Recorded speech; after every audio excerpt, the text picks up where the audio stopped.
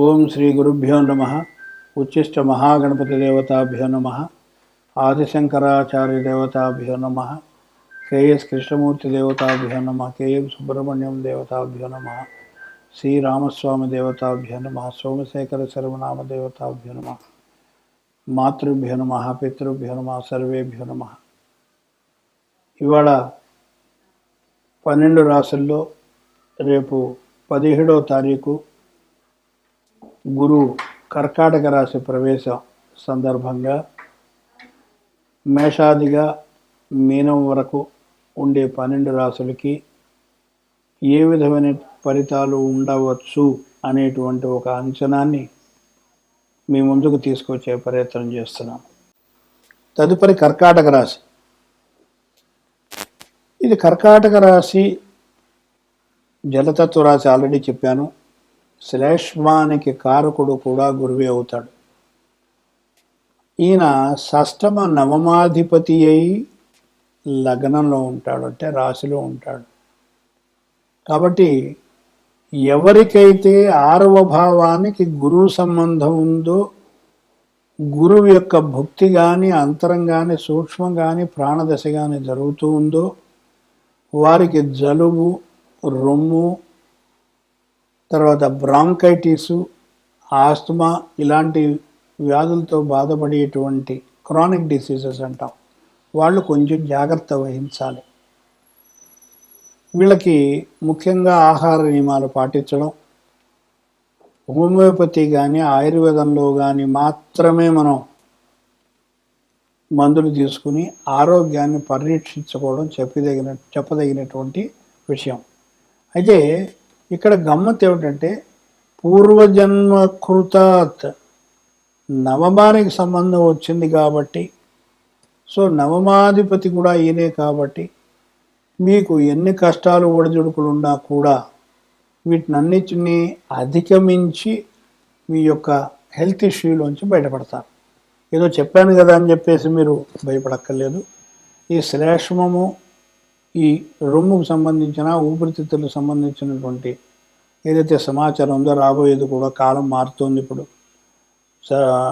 చలికాలం వస్తుంది కాబట్టి కాస్త వేడివేడిగా అంటే స్వెటర్లు వేసుకోవడం, వేడి ఆహారం తీసుకోవడం, వేడి నీళ్ళు తాగడం, ఇలాంటి కొన్ని చర్యలు మనం చేయవలసి ఉంది. అదే కర్మ అంటే. కర్మ అంటే డాక్టర్ దగ్గరికి వెళ్ళి మందు తీసుకోవడం కర్మ కాదు. రాకుండా తప్పించుకునే విధానం ఏమిటో మనం తెలుసుకోవడమే మనం చేయవలసింది. అది కూడా జ్యోతిష్యుడిగా నా యొక్క విధి కాబట్టి నేను మీకు తెలియజేయడం జరుగుతుంది. ఇక్కడ గురువుకి 6వ భావం సంబంధం వచ్చింది కాబట్టి శత్రునాశనం అవుతుంది ఈ రాశి వాళ్ళకి సంవత్సరం. శత్రువులు అనేవాళ్ళు తోక ముడుస్తారు. అంటే అంతర్గత శత్రువుని ఎవరు కనిపెట్టలేడు కాబట్టి ఆహారం కొంచెం జాగ్రత్తగా లిమిట్గా తీసుకోవాలి. తీసుకున్నట్టయితే మీకు ఆరోగ్య సమస్యలు రాకుండా మీ యొక్క ఆరోగ్యం చక్కగా ఉండి మీరు ఆనందంగా ఉంటారు. మీ ఫ్యామిలీ అంతా కూడా సంతోషకరంగా ఉంటుంది. సో నీకు ఇందాక చెప్పినట్టుగా గురువుకి శనగల దానం ఇవ్వండి. దానం చాలా గొప్ప ఫలితాన్ని ఇస్తుంది. కనబడేటువంటి ఫలితం దానం వల్లే. అది కూడా ఏదో చెప్పాడు అనే ఉద్దేశంలో ఇవ్వకుండా మనస్ఫూర్తిగా కళ్ళు మూసుకుని మనస్సు ఏకాగ్రతతోటి ఆ వ్యక్తికి మీరు శనగల దానం చేస్తే ఖచ్చితంగా మీకు రిజల్ట్ కనపడుతుంది. ఇది కర్కాటక రాశి గారి యొక్క ఫలితం.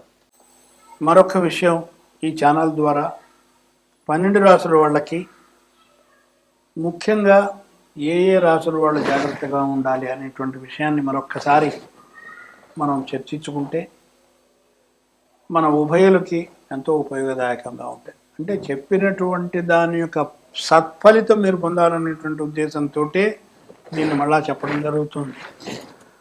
మనకి ముఖ్యంగా మొట్టమొదటిగా వృషభ రాశికి 8వ భావ సంబంధం వచ్చింది కాబట్టి అది కొంత ఇబ్బంది కలిగించేటువంటి కార్యక్రమం. అంటే వాళ్ళకి సమయం అలాంటిది. ఎప్పుడూ నా మాస్టర్ అంటే కాదండి, మీకు ఇంచుమించు డిసెంబర్ దాకా ఈ ఇబ్బంది ఉండేటువంటి అవకాశం ఉంటుంది. కాబట్టి అప్పటి వరకు కూడా మీరు శనికి దానం ఇవ్వడం, నువ్వులు, అలాగే శనగలు గురువుకు దానం ఇవ్వడం మీకు చేసినట్టయితే ఈ దోషం నుంచి చాలా వరకు మీకు నివృత్తి లభిస్తుంది. తర్వాత మీకు సింహరాశి వాళ్ళకి మనం చెప్పుకున్నాం 5, 12 అని ఎప్పుడైతే వచ్చిందో ఇది కొంచెం కష్టకాలం వీరికి అని చెప్పినా మీరు ముఖ్యంగా సింహరాశి వాళ్ళు ఆదిత్య హృదయం ఖడ్గమాలా స్తోత్రం చేస్తూ కుజుడికి రవికి గోధుమలు తర్వాత కందులు దానం ఇస్తే కొంత ఉపశమనం జరుగుతుంది అనేటువంటి భావన మీకు తెలియజేస్తుంది. అలాగనే తదుపరి రాశి ధనుర్రాశి 1, 4 అధిపతి అయినటువంటి గురువు అష్టమంలో ఉండడం అనేటువంటిది కొంచెం ఇబ్బందికరమైనప్పటికీ కొంతమందికి, అందరికీ ఉంటుందని చెప్పను నేను. ఈ అష్టమం అనేటువంటిది కొంతమందికి ఉంటే చతుర్థం అష్టమం కాబట్టి కొంత విద్యలో ఏదన్నా ఇబ్బందులు ఏర్పడేటువంటి అవకాశం ఉంటుంది. కాబట్టి ముందరగానే మనం జాగ్రత్త పడి దానికి తగినటువంటి చర్యలు మనం తీసుకున్నట్టయితే మనం మంచి ప్రగతిని పొందేటువంటి అవకాశం ఉంటుంది.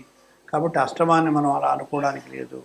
అష్టమం అనేటువంటిది సడన్ అన్ఎక్స్పెక్టెడ్ మనీ కూడా అష్టమం అంటే అకస్మాత్ ధనం అనేటువంటిది మనకి చెప్పదగినటువంటి విషయం.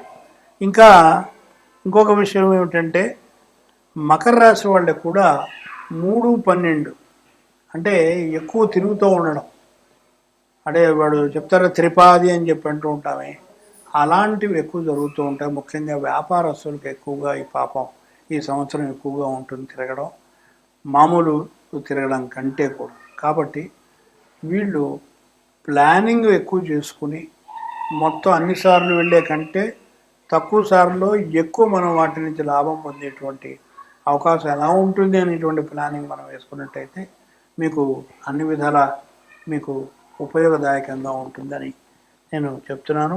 అష్టమం 12వ భావం వచ్చింది కాబట్టి 12వ భావం అంటేనేమో హాస్పిటలైజేషను ఇలాంటివి ఉండవండి.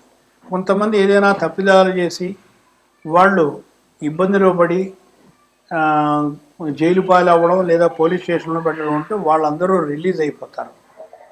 వాళ్ళందరికీ బెయిల్ రావడం, రిలీజ్ అవ్వడం, ఒక్కొక్కటి కార్యక్రమాలు స్టార్ట్ అవుతాయి. తర్వాత రీఇన్స్టేట్ అనేటువంటిది కూడా నెక్స్ట్ ఇయర్ కల్లా అయిపోతుంది. ఎవరైతే ఉద్యోగం పోగొట్టుకున్నారో వాళ్ళు కూడా. ఈ విధంగా ఈ రాశులు ముఖ్యంగా 12 రాశులు ఈ ముఖ్యమైనటువంటి రాశులు మాత్రమే మనం చెప్పడం. కానీ అందరూ కూడా గురు చరిత్ర పారాయణం చేయడం 12 రాశుల వాళ్ళకి కూడా మంచిది. అంటే గురు బ్రహ్మ, గురు విష్ణు, గురుర్దేవో మహేశ్వర, గురు సాక్షాత్ పరబ్రహ్మం తస్మై శ్రీ గురువే నమః అన్నారు. సర్వే జనా సుఖినో భవంతు.